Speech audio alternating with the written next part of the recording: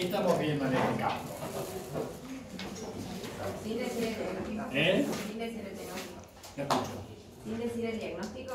No. ¿Qué estamos viendo? No, ¿Qué te parece? Es un tejido muy eosinófilo, tiene células grandes de gran tamaño, con núcleo prominente, bastante hipercromático.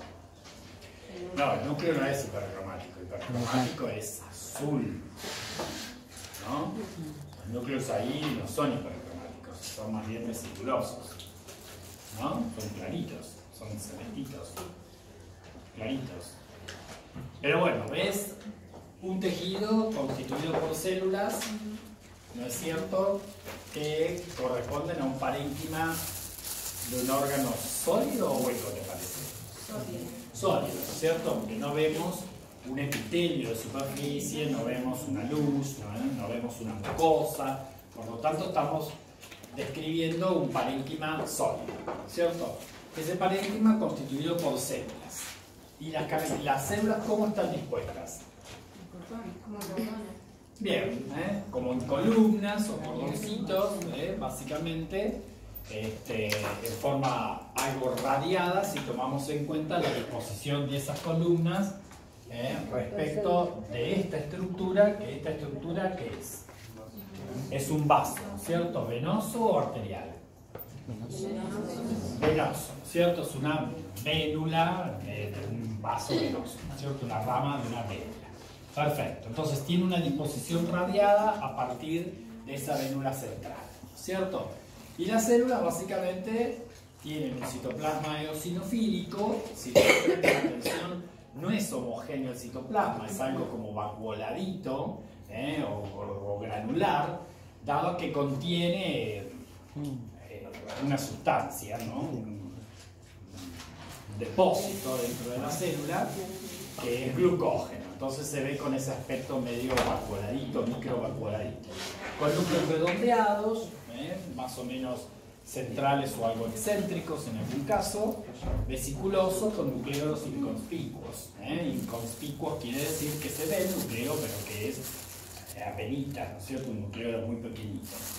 No es un núcleo prominente, ni agrandado, ni eosinófilo, es un núcleo lo normal que debe tener toda célula. ¿No es cierto? Bueno, y las células son más o menos cuboideas, dispuestas en forma radial, constituyendo trabéculas, que de hecho se llaman trabéculas de Remak, las trabéculas de Remak. Entonces podríamos hablar de un parénquima que podría corresponder a ¿qué órgano? Hígado. Al hígado. No obstante así, nosotros con estos elementos no hacemos el diagnóstico definitivo de hígado, ¿cierto? Para hacer el diagnóstico definitivo de hígado, ¿qué deberíamos buscar?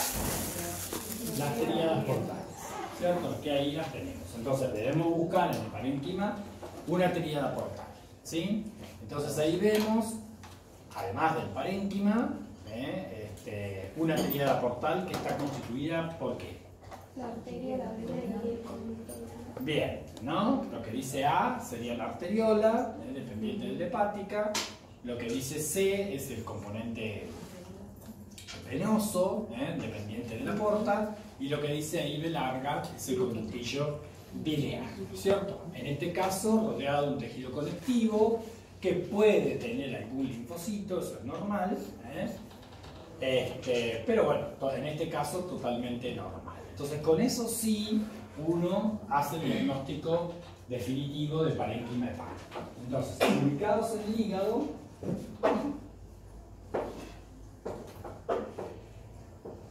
vemos esta lesión, ¿no?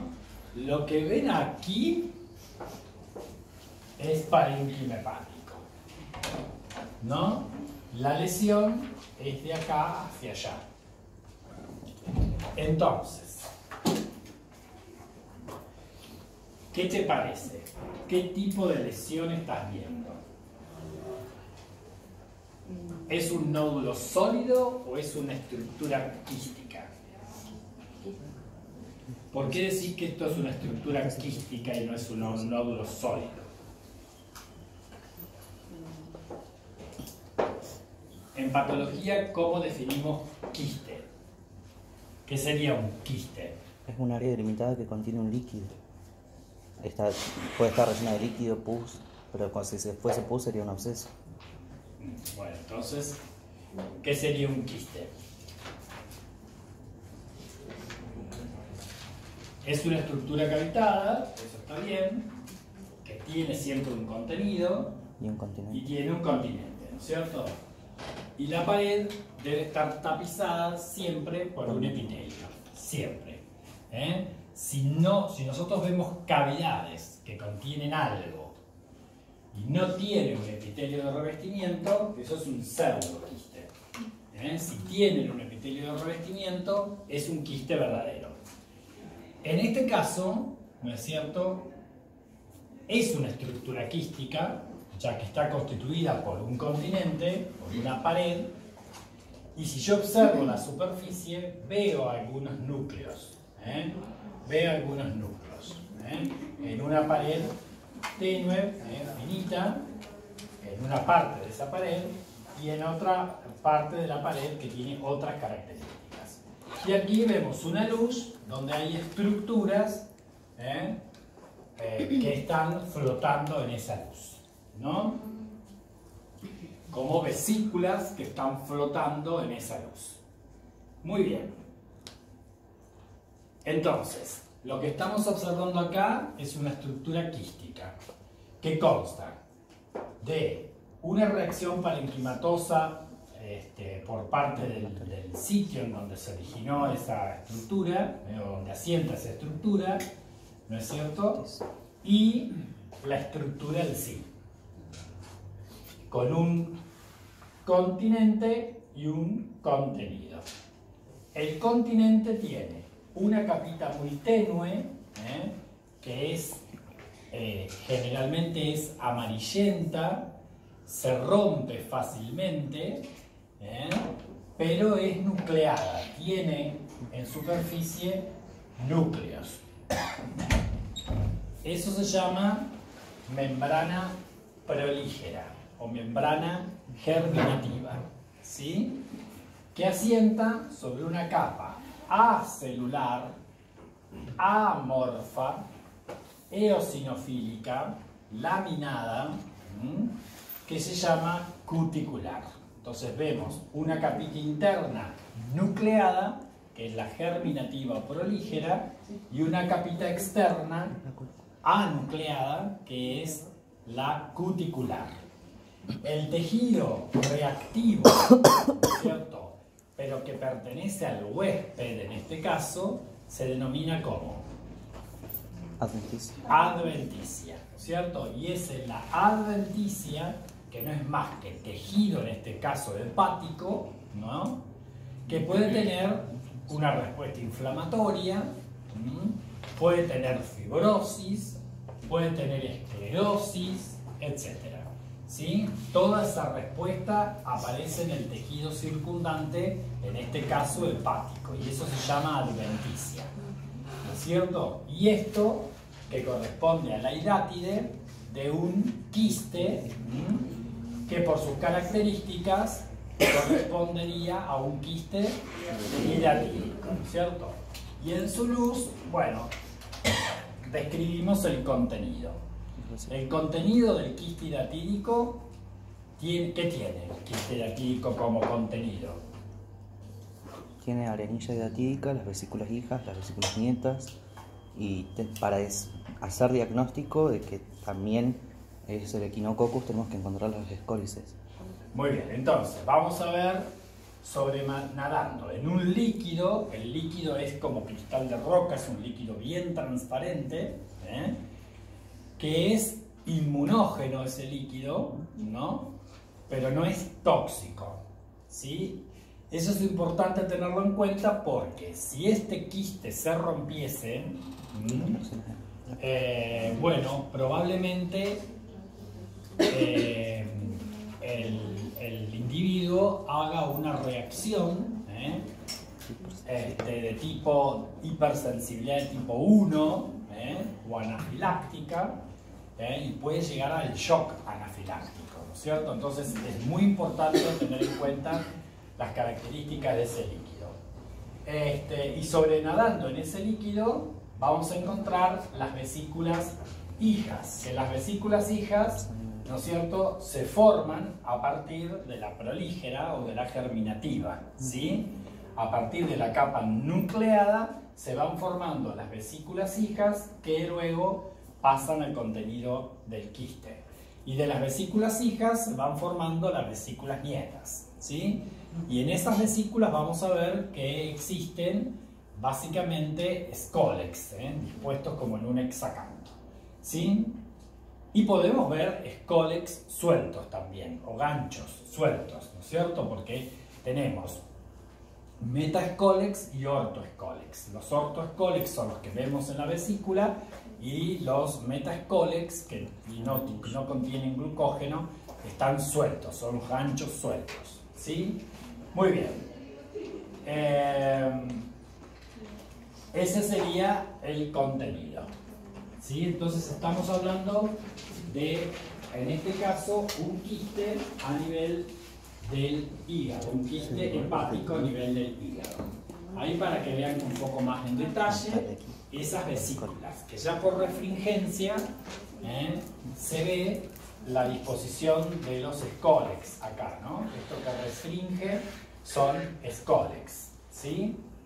Scolex. A veces pasa que en la luz vemos restos nadando, sobrenadando, restos de la prolígera, que siempre tiene núcleo, ¿ven? Y acá vemos bien cómo la prolígera es una capa nucleada, a diferencia de la cuticular. La cuticular normalmente suele calcificarse en el hígado, ¿no es cierto? Es muy común que se calcifique y encima rápidamente.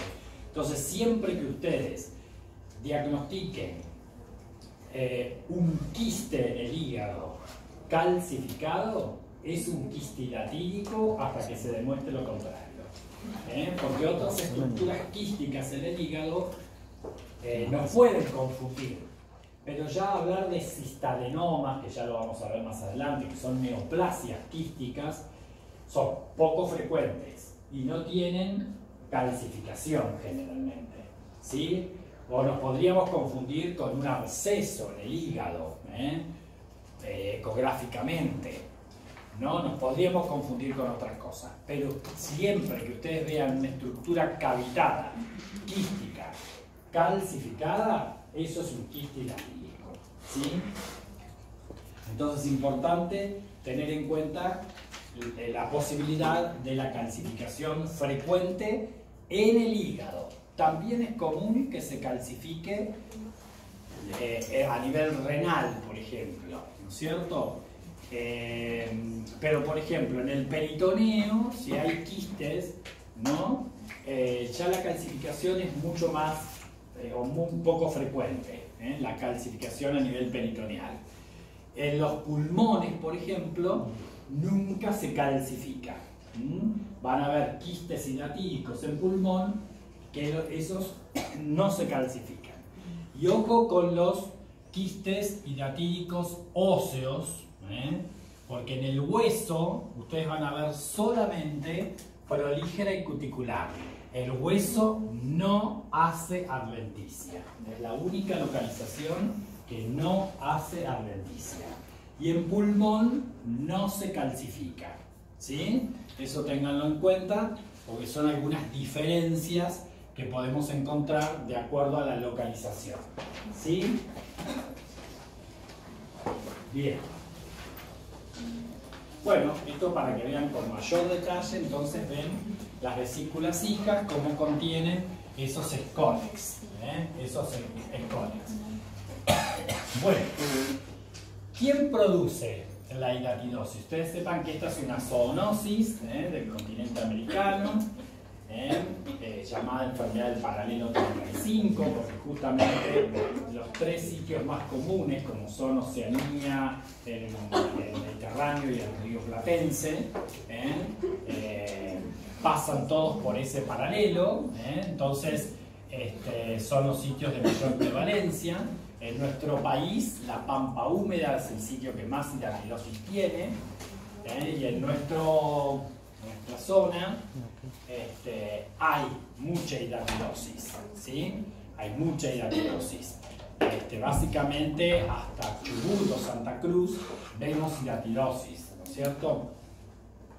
Ojo, porque la hidratidosis puede ser totalmente asintomática y hay mucha gente que tiene quistes hidratídicos y no se entera hasta que se rompe un quiste, ¿no es cierto? Básicamente, o produce clínica, porque la mayoría de las veces, si además es único el quiste, puede ser asintomático en el 30-40% de los casos, ¿sí?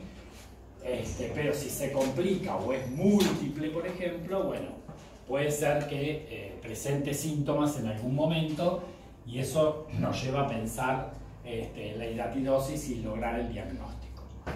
Muy bien, entonces, ¿cuál es el agente etiológico de la hidratidosis?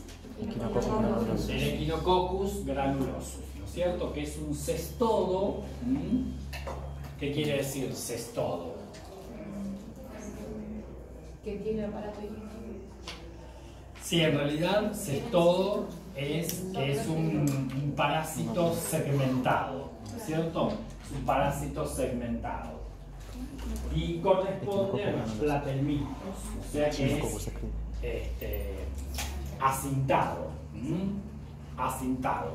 Y que generalmente tiene una cabecita, donde asientan ahí todos los escólex. Tiene un cuello, tiene un cuerpo, que este es el que yo les decía que tiene así, está segmentado, constituido por proglótides, y la última proglótide acá que se llama estróbilo. ¿Sí? Muy bien, entonces esto mide más o menos entre 1, 2 a 5 milímetros, ¿sí? Muy bien. ¿Cómo nos contagiamos nosotros del Echinococcus granulosus? Mediante los huevos, vamos a inhalar o ingerir. Ahora, ¿quién sería el huésped intermediario? Nosotros. No, no, el perro.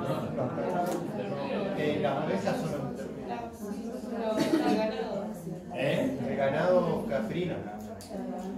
El ganado, ¿cierto? ¿Ese es el intermediario?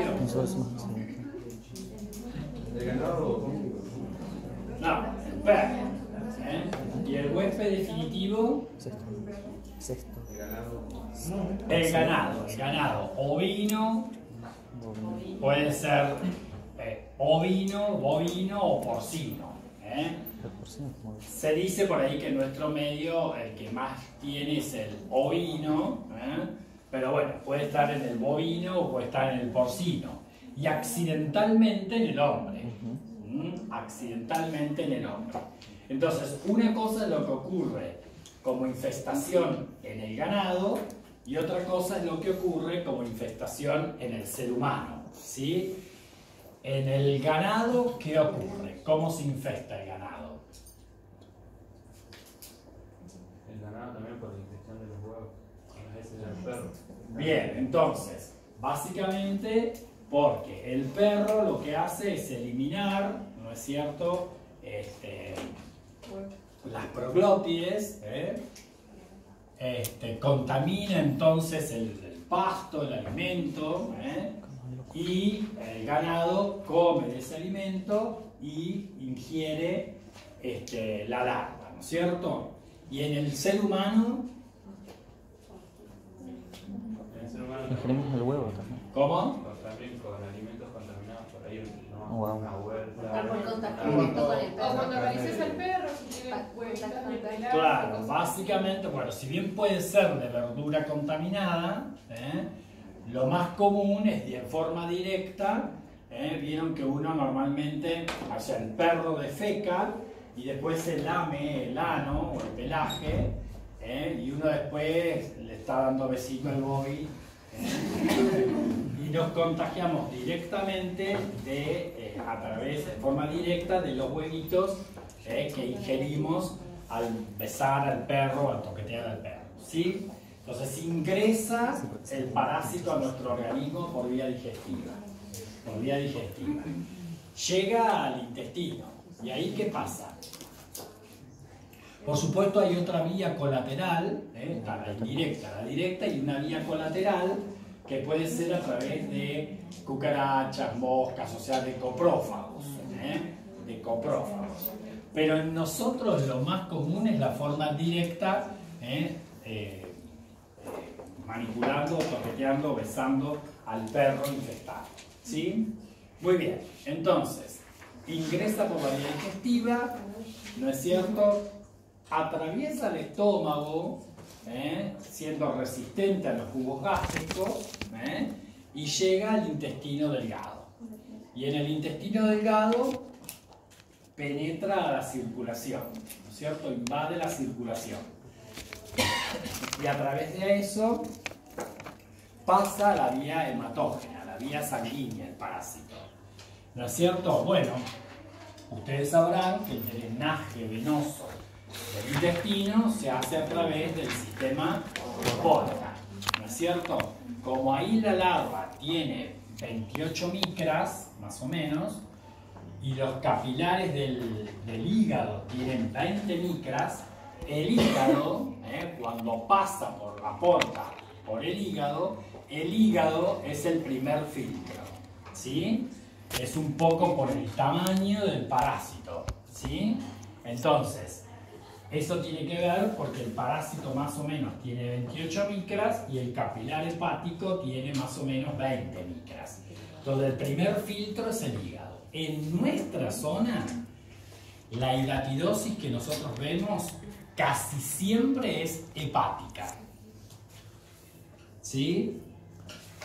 Si logra atravesar los capilares hepáticos, ¿no es cierto? Bueno, pasa por la suprahepática y llega a través de la vena cava inferior al corazón derecho, y del corazón derecho, o sea, aurícula, ventrículo, viaja por la pulmonar y se instala a nivel del pulmón. En el pulmón, los capilares tienen 8 micras. Entonces el pulmón es el segundo filtro. Entonces tenemos el 60% de los casos de hidatidosis es hepática.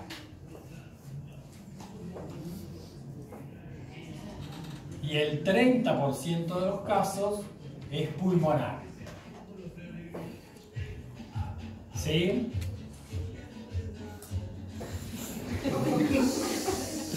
Bueno, si logra atravesar los capilares pulmonares, bueno, se disemina, ¿no es cierto? Las venas pulmonares llegan al corazón izquierdo, a la aurícula izquierda, pasan al ventrículo izquierdo y a través de la aorta puede diseminarse a cualquier órgano, Entonces el 10% restante, ¿no es cierto?, ocupa el resto de los órganos con localizaciones, por ejemplo, en órbita, en cerebro, en hueso, en riñón, en adrenal, donde se les ocurra.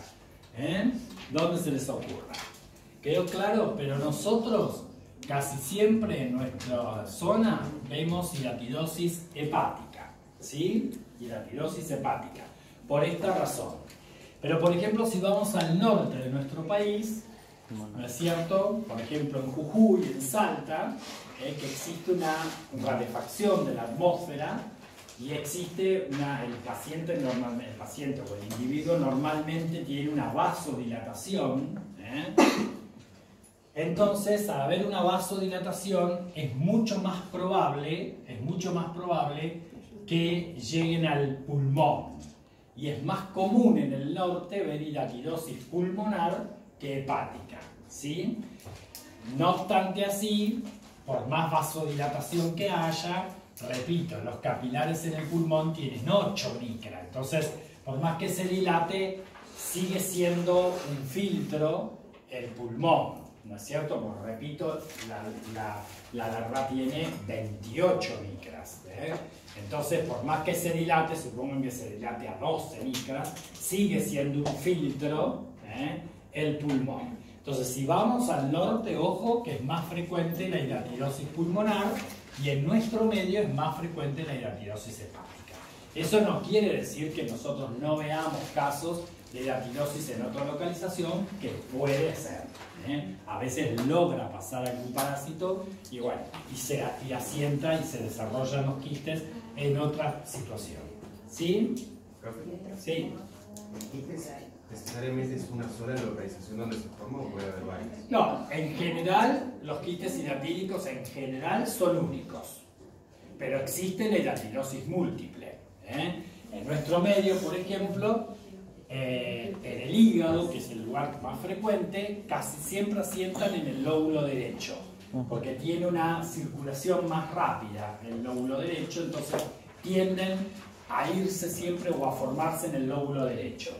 Pero a veces hay más de un quiste, se forma más de uno. Lo común es que sea único y en algunos casos son múltiples, ¿sí? La hidratidosis múltiple, ¿no es cierto? Entonces, hablamos de hidratidosis primaria, en este caso, cuando asienta en un órgano en particular, ¿no? A partir de los escólices, de los ortoescólices, ¿no es cierto? Y si no, aparece por ruptura de un quiste, por ejemplo, la diseminación a peritoneo. La diseminación a peritoneo, que eso es gravísimo. Por lo tanto, un concepto muy importante que deben tener en cuenta es que ante la sospecha de un quiste hidratídico, jamás someter a punción el quiste para obtener un diagnóstico, por ejemplo, ¿no? Porque el diagnóstico nosotros lo hacemos clínicamente a través fundamentalmente de la ecografía, ¿sí? Por eso insisto en que todo quiste hepático calcificado se lo considera un quiste hidratídico, ¿sí? Sí, ¿qué me querías preguntar? ¿La ruptura del quiste sería la hidratación secundaria? Claro, bueno, entonces, si yo puncé erróneamente, voy a ir preso, pero voy a generarle al paciente la posibilidad de diseminación de ese quiste al peritoneo, ¿no es cierto? O a veces puede ser que se produzca la ruptura del quiste, porque en el hígado puede estar ubicado, como dijimos, generalmente en el lóbulo derecho. A veces está a la izquierda del ligamento suspensorio, a veces son anteriores, a veces son inferiores, a veces son centrales. Entonces, dentro del hígado también depende del tamaño y de su localización en el hígado, y de la posibilidad de que sea lo más superficial posible, ¿no es cierto? La posibilidad de que si se rompe, drene al peritoneo, a la cavidad abdominal. Y en ese caso se produce lo que se llama hidratidosis secundaria, ¿sí? Hidratidosis secundaria heterotópica. Entonces uno puede encontrar quistes en el fondo del saco de Douglas o quistes, bueno, que eso es dramático. Puede ser también por errores, ¿no es cierto?, durante la quistectomía o la hepatectomía, o sea, quirúrgicos. La cirugía de los quistes hidratídicos, si bien pueden hacerse por vía convencional, ¿no es cierto?, hoy se hace mucho por vía laparoscópica. Pero bueno, a veces amerita una cirugía, una hepatectomía parcial, en donde se reseca uno o dos segmentos hepáticos, si es único, por eso ahí se evalúa dónde está ubicado, el tamaño del quiste, ¿no es cierto? Bueno, si tiene uno pequeño, ¿no es cierto?, superficial, bueno, por ahí con una hepatectomía parcial ya, ¿no?, anda bien el paciente. Pensemos que el hígado tiene altísimas posibilidades de regenerarse rápidamente, entonces no hay problema. Pero a veces nos pasa que, bueno, que son múltiples o a veces son muy centrales, ¿no es cierto? Entonces, ahí hay que evaluar a ver qué se puede hacer. hay distintas técnicas, a veces se hace la quistectomía solamente, o se hace el avenamiento del quiste con cloruro de sodio para inhibir la diseminación, ¿no? Y después se saca la pared. Bueno, hay distintas técnicas que ellos después lo aprenderán cuando hagan cirugía, ¿sí? Entonces, puede ser por una mala técnica quirúrgica, que uno rompa el quiste o haga que se disemine en el peritoneo. Puede ser por un traumatismo. Por ejemplo, yo he tenido casos, he visto casos de una persona joven, un muchachito de 19 años, me acuerdo que era un rugbyer, que no sabía que tenía un quiste hidratídico, y jugando al rugby le dieron un pelotazo con la guinda acá en el abdomen, en el hipocondrio, y hizo un shock anafiláctico. O sea, entró a la clínica el shock, ¿no es cierto?, con un shock anafiláctico. Bueno, se lo trató, se lo sacó del shock y se investigó la probable causa. Cuando le hicieron en ese caso le hicieron un TAC de tórax y de abdomen, y ahí vieron que tenía un quiste hidratídico en el hígado roto, que había sido roto en forma traumática. Bueno, Pero no sabía. y él no sabía de su quiste. Hay mucha gente que tiene quistes en el hígado y son asintomáticos, y se enteran cuando pasan estas cosas, se rompe por alguna razón, ¿sí? Era un solo quiste mediano y bueno, se rompió con el traumatismo y bueno, entró básicamente en shock anafiláctico con el quiste, por lo que decíamos recién, ¿sí? Muy bien, entonces el quiste hidratídico, bueno, se puede complicar, las complicaciones. Bueno, la más temida es la ruptura del quiste, esa es una de las complicaciones más temidas, por lo que acabamos de comentar. Pero el quiste también, como dijimos, puede calcificarse y regresionar o involucionar, o puede mantenerse latente, ¿no es cierto?, por más que se fibrocalcifique. Y después dependerá, bueno, pueden pasar hidátides a la materia fecal, eso se llama hidatinteria, cuando pasan las hidátides a la materia fecal y nosotros en un examen coprológico vemos las vesículas en la materia fecal, hidatinteria, y después dependerá del órgano en cuestión. Hablando de los dos órganos más afectados, ¿no es cierto?, tengamos en cuenta que en el hígado, bueno, en el hígado, a medida que va creciendo el quiste, puede comprimir vasos, y si comprime un vaso de tipo arterial o arteriolar, bueno, puede producir fenómenos isquémicos con áreas de necrosis en el hígado. Puede que se rompa el vaso, y si el vaso se rompe se producen hemorragias en el hígado. Puede que comprima los conductos biliares o los conductillos biliares, y el proceso obstructivo generar después un proceso de ictericia obstructiva. Puede que nosotros sabemos que entre la hidátide, ¿no es cierto?, y la adventicia hay siempre un espacio que es el espacio perivesicular. Bueno, a veces puede tornarse permeable y empezar a entrarle aire, eso se llama neumoquiste, cuando le entra aire al espacio, o a veces se sobreinfecta, y se complica con abscedificación, y eso se llama pioquiste, pioquiste cuando se infecta, neumoquiste cuando le entra aire. Esas son todas probables complicaciones a nivel hepático, ¿sí? Sí. ¿La fibrocalcificación qué supondría? ¿Qué significa? Y bueno, porque el quiste va involucionando, se produce una respuesta crónica alrededor, y nosotros sabemos, ¿no es cierto?, que la fibrosis hace esclerosis, y la esclerosis puede terminar calcificándose. Es lo que venimos repitiendo más o menos en estas semanas.